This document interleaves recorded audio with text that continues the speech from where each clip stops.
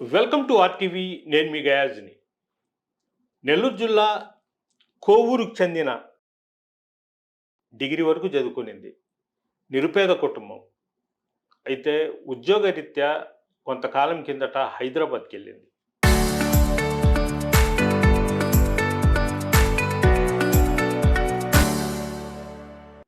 హైదరాబాద్లో శ్రీకాకుళం జిల్లా పలాస వజ్రపు కొత్తూరు మండలానికి చెందిన రామకృష్ణ బీటెక్ చదివాడు. అక్కడ ఓ ప్రైవేట్ సంస్థలో పనిచేస్తున్నాడు. ఈ అమ్మాయి పరిచయం అయింది. ప్రేమిస్తున్నానంటూ వెంటబడ్డాడు. ప్రేమించి పెళ్లి చేసుకుంటానని నమ్మబలికాడు. చివరకు అమ్మాయితో సహజీవనం కూడా చేశాడు. పెళ్లి చేసుకోమని ఈ లక్ష్మి ఎప్పుడు గట్టిగా మాట్లాడిందో, ఈ అమ్మాయి దగ్గర ఉండే స్కూటీ, డబ్బు, బంగారం మొత్తం స్వాహా చేసి, ఇప్పుడు పెళ్లి చేసుకోమని లక్ష్మి ఎప్పుడు గట్టిగా చెప్పాము పరారైపోయాడు. స్విచ్ ఆఫ్ చేశాడు. ప్రస్తుతం ఈ అమ్మాయి న్యాయం కోసము గత కొద్ది రోజుల నుంచి కోవూరు పోలీస్ స్టేషన్ చుట్టూ తిరుగుతుంది.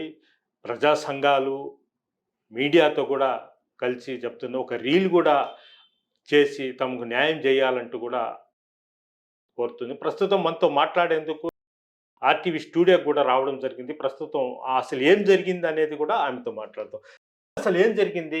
రామకృష్ణకు నీకు సంబంధం ఏమిటి? ఎలా పరిచయం అయింది? 2.5 year బ్యాక్ అంటే 2024 మే నెలలో అబ్బాయి నాకు పరిచయం అవ్వడం జరిగింది. అది కూడా హైదరాబాద్లో పరిచయం అవ్వడం జరిగింది. అయితే నాకు హైదరాబాద్లో 2024లో మార్చి మే నెల మధ్యలో నాకు జాబ్ రావడం జరిగింది. అయితే నేను హైదరాబాద్కి వెళితే అక్కడ అబ్బాయి పరిచయం అయ్యాడు. అయితే అంటే ఒకే కంపెనీలో పనిచేస్తున్నాగా పరిచయం అయ్యాడు. అది కూడా ఒక ఫ్రెండ్గా పరిచయం అయ్యాడు. ఒక 6 months ఫ్రెండ్షిప్ అనేది బాగానే కంటిన్యూ అయింది. ఒకరొకరు అబ్బాయి నా మంచితనం చూసి అంటే ఈ అమ్మాయి మంచిగానే ఉంది అని ఒక బాండింగ్ ఏర్పడి అది ఫ్రెండ్షిప్ కాస్త ప్రేమగా ఏర్పడింది. ఆ ప్రేమ అబ్బాయి ప్రపోజ్ చేశాడు సార్. ప్రపోజ్ చేయడంతో నేను సమాజంలో ఏమని ప్రపోజ్ చేశాడు? నేను ఇష్టపడుతున్నానని చెప్పాడు. లైఫ్ లాంగ్ తోడు ఉంటానని చెప్పాడు. అయితే బయట సమాజంలో చాలా జరుగుతున్నాయి కదా ఆడపిల్లలకి, ఈరోజు రేపు బ్రేకప్లు చాలా ఉన్నాయి. సో ఇంకా ఇలాగ అవుతుంది అనేసి నేను మా అమ్మ మా నాన్నతో స్టార్టింగ్లోనే చెప్పడం జరిగింది. అమ్మ నాన్నకు అబ్బాయి ప్రపోజ్ చేసినప్పుడే చెప్పాను. ఇప్పుడు రామకృష్ణ అక్కడ ఏం చేసేవాడు? ఏం చదువుకున్నాడు? ఏం చేసేవాడు? అబ్బాయి వచ్చి ఎంటెక్. అయితే అబ్బాయి వచ్చి థాట్ క్యూబ్ ఇన్ఫోటెక్లో జాబ్ చేశాడు, సాఫ్ట్వేర్. మీరిద్దరు, నువ్వేం చేసేది? నేను డిజిటల్ మార్కెటింగ్.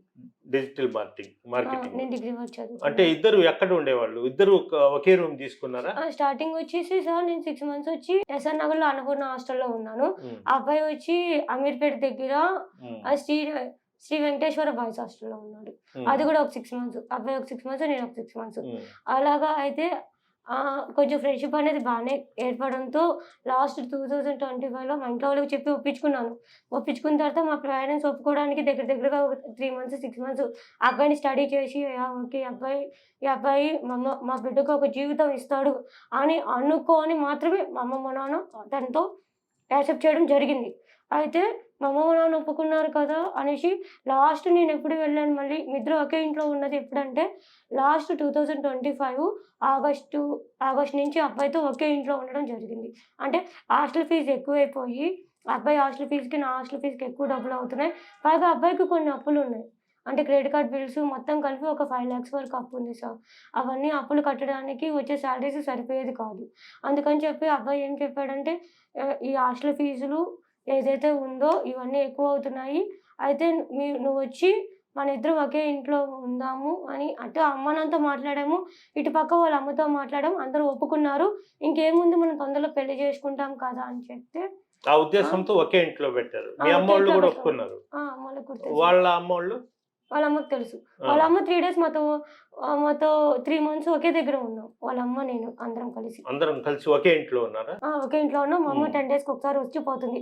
అంటే మా ఇద్దరి మధ్య పెళ్ళే లేదు సార్. పెళ్లి చేసుకుంటామని ఒక నమ్మకం మాత్రం ఉండింది. ఖచ్చితంగా పెళ్లి చేసుకుంటాడు అనేసి మా ఫ్యామిలీ వాళ్ళు నమ్మారు.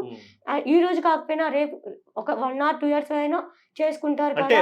ఇంకా పెళ్లి ఎట్లా చేసుకుంటామనే సహజీవనం సాగించారు, అంతే కదా. ఇప్పుడు అంటే హైదరాబాద్ లో ఏం చెప్పాడంటే పెళ్లి చేసుకోపోయి అమ్మాయి అని చెప్పి ఇంటి రెంట్ అడిగి తీసుకున్నాడు. ఇప్పుడు ఏమంటున్నాడు? అయితే ఆ అబ్బాయికి మేమేం చేసామంటే సార్ ఈ 2½ ఇయర్‌లో తను అప్పులున్నాయని చెప్పేసి తనకి లాస్ట్ 9 మంత్స్ నుంచి జాబ్ లేదు. 9 మంత్స్ నుంచి జాబ్ లేదు. అయితే ఆ అబ్బాయి మంచి చెడులు మొత్తం నేనే చూసుకున్నాను. అంటే అబ్బాయికి అబ్బాయి లైఫ్ పోతది. అప్పులు కట్టకపోతే తను పాపం తన కెరియర్ పోతది.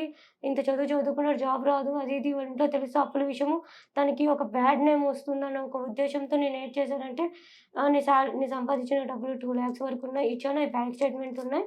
అయితే నాన్నతో అప్పు చేయించి బయట వడ్డీకి తీసుకొచ్చి ఒక 2,00,000 ఇప్పిచ్చాను. మీకెంత జీతం? నాకు 20, నెలకు? 20,000, 30 మధ్య వస్తుంది సార్. 30. అతనికి? అతనికి కూడా సేమ్ సార్. హ్మ్.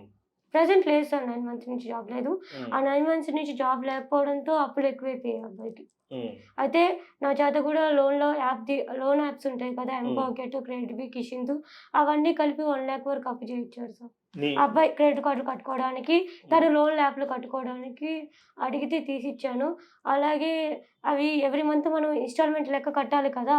అయితే ఇన్‌స్టాల్‌మెంట్‌కు అంటే మేము మొత్తం కట్టలేదు. ఇన్‌స్టాల్‌మెంట్ కట్టడంతో నా దగ్గర తీసుకొని తనకి అట్లాగా తన అప్పులకు సరిపోకపోవడంతో నాన్నని అడిగి కూడా ఒక 2,00,000 వడ్డీకి తీసుకొచ్చి అడిగి ఇచ్చాను సార్ నేను.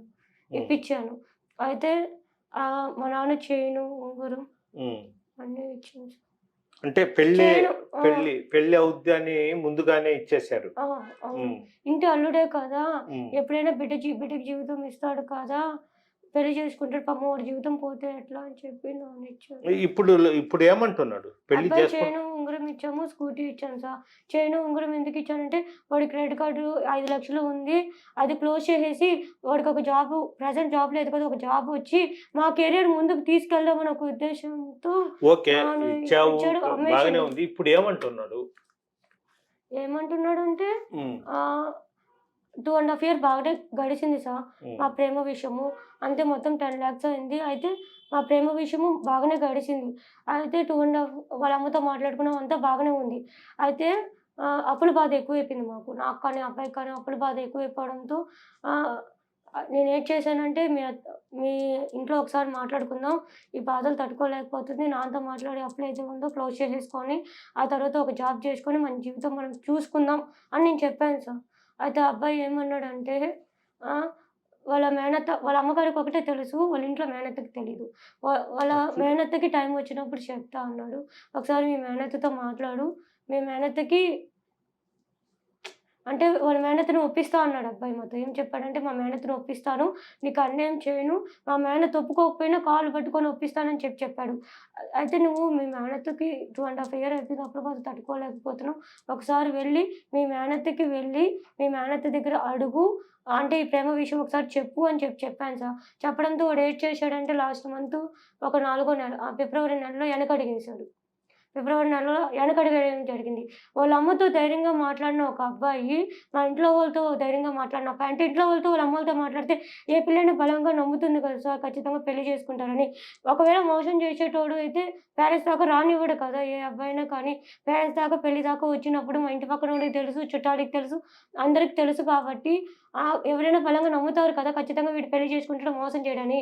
అలాగే మేము కూడా నమ్మినాం. వాళ్ళ అత్త దగ్గరకొచ్చినప్పుడు వాడు వెనకడుగేశాడు. వెనకడుగేయడంతో నేనేం చేశానంటే ఈ అప్పులోళ్ళు మా ఇంటికెళ్ళి రచ్చ చేస్తున్నారు. నా ఇంటి దగ్గరికెళ్ళి. మీ పలానా పాప మీ దగ్గర ఇట్లా అప్పు చేసింది ఏంటి పరిస్థితి అని. అప్పుడు నేనేటి చేశానంటే మీ అత్తకి చెప్పు అని చెప్పాను. వాడు ఏటి చేశాడు చెప్పలేదు సార్ అబ్బాయి. చెప్పకుండా ఫిబ్రవరి నెలలో శ్రీరామనవమి రోజు వాడు వెనకడుగేయడం జరిగింది. నేనేటి చేశానంటే మీ అత్తకి చెప్పడానికి ఈడు భయపడుతున్నాడు. ఇదేదో తేడాగా ఉంది. నా జీవితం పోతది అని చెప్పి భయపడేసి నేనేటి చేశానంటే అబ్బాయి ముందే నేను బొద్దింకలు పొడి తాగడం జరిగింది. ఇప్పుడు సూసైడ్ అటెంప్ట్‌కి. ఆ విధంగా ఎందుకు నువ్వు బలవన్మరణానికి ఇంకేం చేయాలి సార్? నా హ్మ్. జీవితం పోతది. వాడు పెళ్లి చేసుకుంటా అన్నాడు. పోలీస్ కంప్లెయింట్ చేసావా? అప్పుడు నేను చేయలేదు సార్. హ్మ్. చేయలేదు. కంప్లెయింట్ వరకు నేనెళ్ళలేదు. వాళ్ళ హ్మ్. లైఫ్ ఎందుకు నేను పాడు చేయాలి? ఎందుకు ఇది చేయాలి? ఎవరికి చెప్పకుండా అక్కడే ఒక పిరికిదానిలాగా తాగేసి పోతే పోయాను. ఇంకేటి చేస్తానో వాడు చేసుకోడు. ఇంక నా జీవితం పోతది. ఇంక నేను తలెత్తుకోలేను. మా ఇప్పుడు ఏరియా రామకృష్ణ వాళ్ళనేసి ఎక్కడున్నాడు? రామకృష్ణ ఎక్కడున్నాడు? చెప్తా సార్. అది సూసైడ్ అటెంప్ట్ అయిపోయిన తర్వాత యశోద హాస్పిటల్‌లోకెళ్ళాము. వెళ్ళిన తర్వాత అక్కడ ఆ రోజు నైటు అది కక్కించడం జరిగింది. అయితే ట్రీట్మెంట్ ఆఫ్టర్ ఏటయిందంటే పోలీస్ కేసులో కంప్లెయింట్ రైజ్ అయింది. ఈ అమ్మాయి ఎందుకు తాకింది హైదరాబాద్‌లో? ఈ అమ్మాయి నెల్లూరు నుంచి వచ్చింది. ఇక్కడ తాగాల్సిన అవసరం ఏంటి? ఇక్కడ చేయాల్సిన అవసరం ఏంటి? ఇక్కడ సూసైడ్ చేసుకోవడం అవసరం ఏంటి? అంత అవసరం ఏమొచ్చింది? ఈ అమ్మాయికి లవ్ బ్రేకప్పా? లేకుంటే అప్పుల బాధలా? లేకుంటే ఏమైనా ప్రాబ్లమ్స్ ఉన్నాయన్న ఎంక్వైరీలో SR Nagar police station complaint వెళ్ళడం జరిగింది ఆ రోజు. ఎస్ఆర్ నగర్ కంప్లెయింట్ అంటే జస్ట్ ఫార్మాలిటీకి ఎంక్వైరీ చేశారు. ఎంక్వైరీ చేస్తే అబ్బాయి అక్కడ ఈ అమ్మాయిని నేను పెళ్లి చేసుకోబోయే అమ్మాయిను. ఈ అమ్మాయి నాకు లైఫ్‌లో సపోర్ట్ ఉంది. ఈ అమ్మాయి నన్ను మంచిగా చూసుకుంది. ఈ అమ్మాయి నా కోసం నా లైఫ్‌ని త త అబ్బాయి లైఫ్‌కి నా లైఫ్ అడ్డేసింది. నాకు చాలా సపోర్ట్‌గా ఉంది. నా కెరియర్ నా లైఫ్‌ని నిలబెట్టింది అని చెప్పాడు. నేను పెళ్లి చేసుకోబోయే అమ్మాయేను.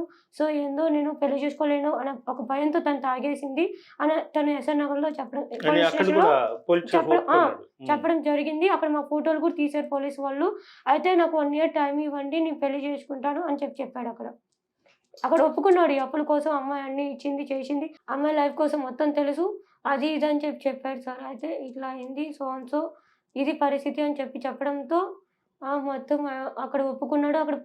అక్కడ ఏటంటే ఇట్లాగా ఫోటోలు తీశారు మా ఇద్దరివి. ఫోటోలు తీయడంతో నేను ఏటి చేశానంటే అక్కడ ఒప్పుకొని రాసి సంతకం పెట్టి బయటకొచ్చేసాం. మా అమ్మ వాళ్ళ ఇంటికొచ్చాడప్పుడు. నాకు హెల్త్ ఇష్యూ బాగలేదు సార్. హెల్త్ ఇష్యూ బాలేకపోవడంతో అమ్మ వాళ్ళ ఇంటికొచ్చాడు. అయితే అక్కడ కంప్లెయింట్ అయిపోయింది సార్. కంప్లెయింట్ అయిపోవడంతో యశ్వంత్ నగర్ పోలీస్ స్టేషన్ అక్కడ ఒప్పుకున్నాడు. ఆ తర్వాత నేను మా అమ్మ వాళ్ళ ఇంటికి పంపించారు వాళ్ళు. అమ్మాయికి హెల్త్ ఇష్యూ బాలేదు కదా! అమ్మాయిని వాళ్ళ ఇంట్లో దిగబెట్టేసిరా అని చెప్పి పంపించారు. పంపిస్తే అబ్బాయి వచ్చి ఇక్కడ ఒక 4 మంత్స్ మా ఇంట్లో ఉండడం జరిగింది. నాకు హెల్త్ ఇష్యూ బాగలేదనేసి మా అమ్మగారి ఇంట్లో ఉండడం జరిగింది. అయితే ఆ అబ్బాయి మా అమ్మగారి ఇంట్లో ఉంటూనే ఆ తర్వాత వాళ్ళ అత్త, వాళ్ళ మేనత్తకి మా ప్రేమ విషయం అనేది తెలిసింది. వాళ్ళ మేనత్త పేరు వచ్చి తిరునగరి లోహిత. ఆమె వచ్చి వజ్ర వజ్రపు కొత్తూరు మండలంలో అక్కుపల్లిలో అంగన్వాడీ టీచర్. అయితే ఆమెకి తెలిసింది. తెలియడంతో ఆమె ఏం చేసిందంటే, ఇక్కడ నాకు ఆరోగ్యం బాగోలేదు. ఆరోగ్యం బాగోలేకపోయినా కానీ మా ఇద్దరిని అక్కడికి వాళ్ళ ఊరికి పిలిపించడం జరిగింది. అంటే మంచితనంగానే పిలిపించిందామె. నీకు ఏదో ఒక విషయం అంటే నీకు పెళ్లి పరంగా కానీ, డబ్బు పరంగా కానీ ఏదో చేసినారు కదా! మీ జీవితంలో ఏటయిందో ఒకసారి వచ్చి ఇక్కడ చెప్పు. దాన్ని అంటే బట్టి ఇద్దరు ఎళ్లారా? ఇద్దరం వెళ్ళాం సార్. ఇద్దరు ఎళ్ళేటప్పుడు కోవూరు పోలీస్ స్టేషన్‌లో చెప్పడం జరిగింది. చెప్పడం జరిగింది. ఆ! మేమిద్దరం వెళ్ళే ముందు ఆమె పిలుస్తుంది.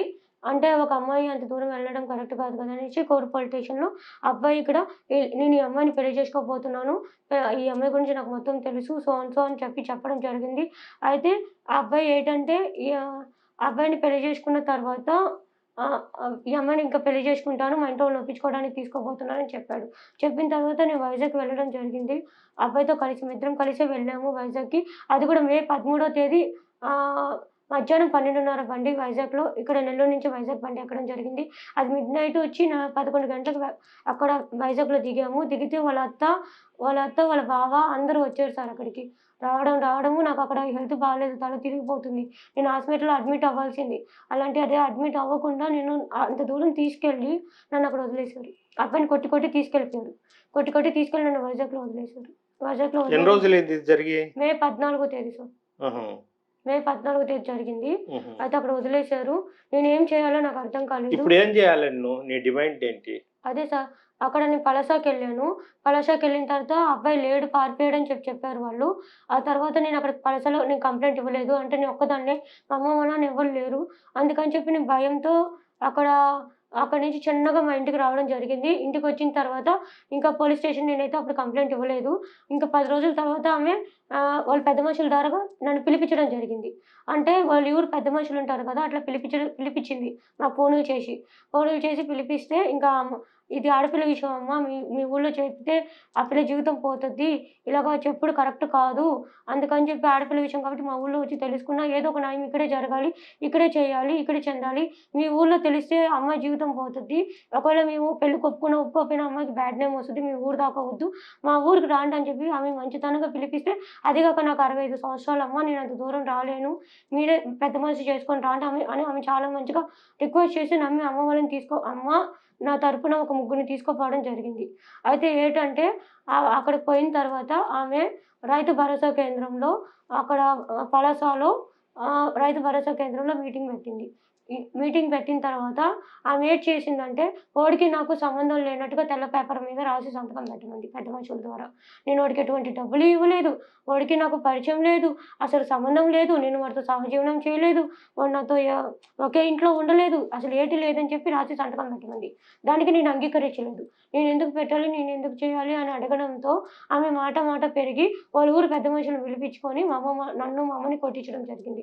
కొట్టడం నేనేటి చేశానంటే మద్యం కొత్తూరు పోలీస్ స్టేషన్‌లోకి వెళ్ళి, "అమ్మ మాది ఈ ఊరు కాదు సార్. సో, నేను నెల్లూరు నుంచి వచ్చాను. కానీ అబ్బాయి పరిచయమైంది హైదరాబాద్‌లో. ఇలాగ నన్ను ప్రేమించాడు.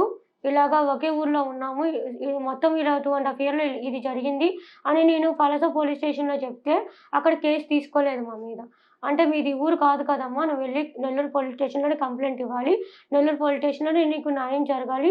నెల్లూరు పోలీస్ స్టేషన్‌లోనే నీకు ఎటువంటి న్యాయమైనా జరుగుతది" అని చెప్తే, నేనేటి చేశానంటే నెల్లూరు పోలీస్ స్టేషన్‌కి వచ్చి అక్కడ కొట్టి పంపిస్తే చిన్నగా మా అమ్మని తీసుకొని వచ్చి నెల్లూరులో ఉండే కోర్ పోలీస్ స్టేషన్‌లో కేస్ పెట్టడం జరిగింది.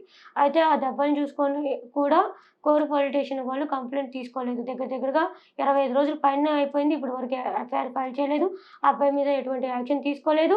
అయితే నేను ఈ 25 రోజుల్లో ప్రశాంతి మేడం దగ్గర, నెల్లూరు ఎమ్మెల్యే మేడం దగ్గర నుంచి ఫోన్ చేపిచ్చాను. సుధాకర్ సార్‌కి. అలాగే అన్నాడు. కానీ నాకు ఎటువంటి న్యాయం జరగలేదు. ఎస్పీ మేడం దగ్గర నుంచి నేను పిటిషన్ పంపించాను.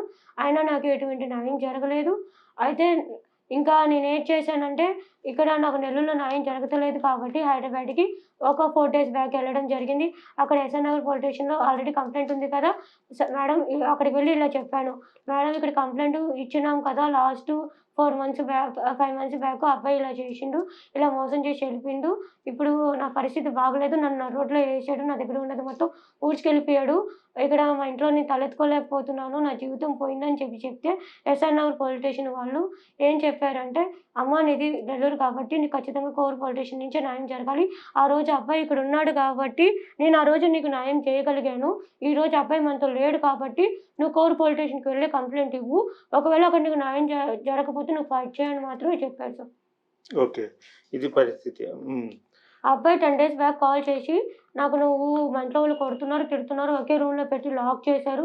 నాకు ఒకే ఇంట్లో ఉండి లాక్ చేసి, నాకు ఒక జైల్‌లో పెట్టినట్టుగా ఒక ఫుడ్ పెట్టడానికి డోర్ ఓపెన్ చేస్తున్నారు. నన్ను కొట్టి పడేస్తున్నారు.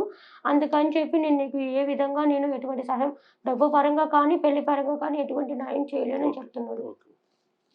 ఇది పరిస్థితి. ఆహ్, పూర్తిగా వివరాలు మొత్తం చెప్పడం జరిగింది. అయితే మొత్తం మీద ఆహ్ కి పూర్తి స్థాయిలో ఒక ఆర్థిక పరంగా, శారీరకంగా మొత్తంగా ఆమె అన్యాయానికి గురైందని కూడా మనం అనుకోవచ్చు. అయితే ఈ గత 20 రోజుల నుంచి కోవూరు పోలీసులైతే కేసు ఎఫ్ఐఆర్ చేయలేదు. దీన్ని అసలు అమ్మాయి పోలీస్ స్టేషన్‌ల చుట్టూ తిరుగుతున్నప్పటికీ ఏమాత్రము న్యాయం జరగలేదంటూ కూడా ఆవేదన వ్యక్తపరుస్తున్నారు. అదేవిధంగా ఎమ్మెల్యేని సంప్రదించడం జరిగింది. అదేవిధంగా జిల్లా ఎస్పీని కూడా సంప్రదించడం జరిగింది. అయితే ఎఫ్ఐఆర్ చేసి అతని మీద చర్య తీసుకోవాలంటూ కూడా లక్ష్మి అయితే కోరుకుంటుంది. Video journalist అల్తాఫ్‌తో guys RTV Nellore నుంచి. నాకు పోలీస్ స్టేషన్‌లో ఎటువంటి న్యాయం జరగతలేదు. అలాగే ఆహ్, నాకు పోలీసు వాళ్ళు న్యాయం చేయట్లేదు. అయితే నేనేం చేయాలి? పోలీసు వాళ్ళు న్యాయం చేయకపోతే నా బాధ, నాకు జరిగిన అన్యాయం నేను ఎవరితో చెప్పుకోవాలి? ఎవరితో చేయాలి?